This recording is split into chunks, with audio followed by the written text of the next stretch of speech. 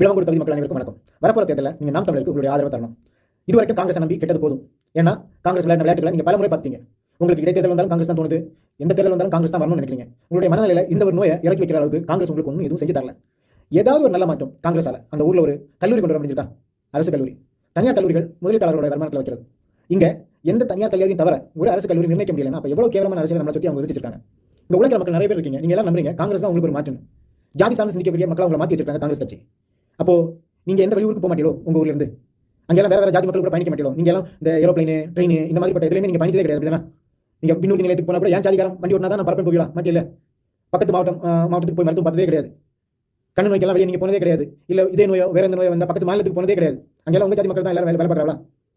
இந்த ஆட்சியின் வரும்போது அதை வந்து ஜாதிக்குள்ள கொண்டு திணிக்கிற அளவுக்குள்ள அரசியல, கேவலமான அரசியல காங்கிரஸ் கட்சி, பிஜேபி, திமுக, அதிமுக, தாவேகா எல்லாரும் செய்யறாங்க. நாங்க ஜாதி பார்த்து பழக மாட்டோம், ஜாதி பார்க்கணும் பழக மாட்டோம் சொல்லிட்டு எங்க அண்ணன் சீமான் வந்து முன்வைக்கிற அரசியல இது வரைக்கும் நீங்க ஏன் பெருசா வந்து ஆதரவு தரல? அந்த அளவுக்கு அறிவுக்கட்ட மக்கள் அங்கே இருக்கிறீங்க. எத்தனை வருடம் ஆண்டவங்க உங்களை வச்சு என்னெல்லாம் செஞ்சிருக்காங்க, உங்களால என்னெல்லாம் லாபம் அடைஞ்சிருக்கா பாருங்க. உங்ககிட்ட வாக்கு வாங்கிட்டு போன மக்கள் எத்தனை பேர் உங்களை திருப்பி வந்து பார்த்துருக்காங்க. விஜயதரணி காங்கிரஸ் கட்சியில் இருந்துகிட்டு இன்னைக்கு பிஜேபியில் வந்து நிற்கிறாங்க. பிஜேபிக்கு அதுக்கு முன்னாடி வரைக்கும் அவங்க கிட்ட நல்ல மதிப்பெண் வாங்கிட்டு இருந்த வேட்பாளர்கள் எல்லாம் தூரத்துக்கு எழுகிற அளவுக்கு சிந்தனை வச்சிருக்கு. ஏன் பிஜேபி இந்த கைமை தனத்தை செய்யணும்? அது அவங்களுடைய அரசியல். பிஜேபி என்ன அரசியல் செய்தோ அதுக்கு எந்த இடத்துலையும் மாற்றப்படாது தான் காங்கிரஸ். நீங்க நினைக்கிறீங்க காங்கிரஸ் ரொம்ப நல்ல கட்சி, காங்கிரஸ் வந்தால் உலகத்தையே மாத்திரும்.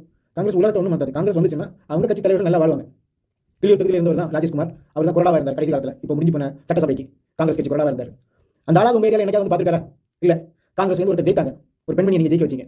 அந்த பெண்மணி உங்க ஊர்ல கிட்டத்தட்ட ஒரு 1.25 வருடம் இருந்திருப்பாங்க எம்எல்ஏவா. அவங்க என்ன செஞ்சாங்க? ஏன் இப்போ அவங்கள மாத்திக்கிட்டு இன்னொரு வேட்பாளர் வேற இடத்துல மதம் சார்ந்த கடன் வாங்கி கொண்டு வந்து நடத்திருக்காங்க? இந்த மத சிந்தனையில உங்களை சிந்திக்க வைக்கிறதுக்கு இந்த அரசாங்கங்கள் என்னென்ன செய்துட்டு இருக்குன்னு யோசிங்க. நீங்க மக்கள் இந்த இடம் கேரளா கூட இருந்தப்போ அதை பிரிச்சு தமிழ்நாட்டுக்குள்ள சேர்க்கறதுக்கு யாருக்கு எதனால வாக்களிச்சு நல்லா யோசிச்சு பாருங்க. இன்னைக்கு அதே மாதிரி ஒரு சூழல் தான். இங்க மொத்தமும் ஏதோ ஒரு அந்நிய வியாபாரி கையில மாட்டிருக்கு. கடன் தொல்லை தாங்க முடியாத ஒரு மாவட்டத்தில் நம்ம வாழ்ற மட்டும் இல்லை, கடன் தொல்லை தாங்க முடியாத மாநிலத்தில் வாழ்றது மட்டும் இல்லை, கடன் தொல்லை தாங்க முடியாத ஒரு நாட்டில் வாழ்ந்துட்டு இருக்கோம். இந்தியா கடனில் இருக்கு, தமிழ்நாடு கடனில் இருக்கு, கன்னியாகுமரி மாவட்டமும் கடனில் இருக்கு. இங்க வந்து ஒரு செயல் திட்டமும் கிடையாது. அரசு இயந்திரமே செயல்படாமல் இருக்கு.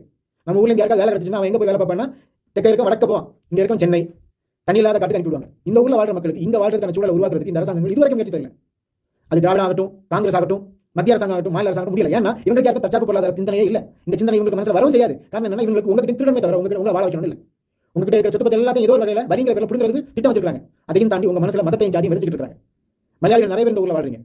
உங்க தொழிலுக்கெல்லாம் காங்கிரஸ் தான் பாதுகாப்பு நம்பினீங்கன்னா உங்களோட பெரிய முட்டாள் வேற யாரும் இல்லை. கம்யூனிஸ்ட் நம்புற மக்களுக்கு சேர்த்து தான் சொல்றேன். நீங்க கம்யூனிஸ்ட் நம்பி எங்க கூட்டணி கட்சி காங்கிரஸ் நாங்க ஓட்டு போடுவீங்கன்னு நினைச்சீங்கன்னா உங்களோட பெரிய முட்டாள் இன்னும் யாரும் இருக்க போறது இல்லை. எவ்வளவு நல்ல கம்யூனிஸ்ட் சிந்தனை இன்னைக்கு அந்த மண்ணில் என்ன இருக்கு? உங்ககிட்ட கடந்த தேர்தலில் வேட்பாளர் இப்ப 14 பேர் நிற்கிறார் கூட்டணிங்கிற பேர்ல. யோசிங்க, எல்லா கட்சியும் அவங்க தேவைக்கு ஏற்ற மாதிரி மாறாங்க. ஆனா ஒரு கட்சி அந்த மாற்றத்துக்கு எதுவும் இல்லாம உங்க கூட நிற்கிறதுக்கு உங்களோட வாழ்க்கை நல்லா இருக்குன்னா அது தமிழ்நாட்டில் நாம் தமிழர் கட்சி மட்டும்தான். நாம் தமிழர் கட்சியால் மட்டும்தான் தற்சார்பு பொருளாதாரத்தை கொண்டு வர முடியும். அது மூலமா உங்க வாழ்க்கை நல்லா முடியும்.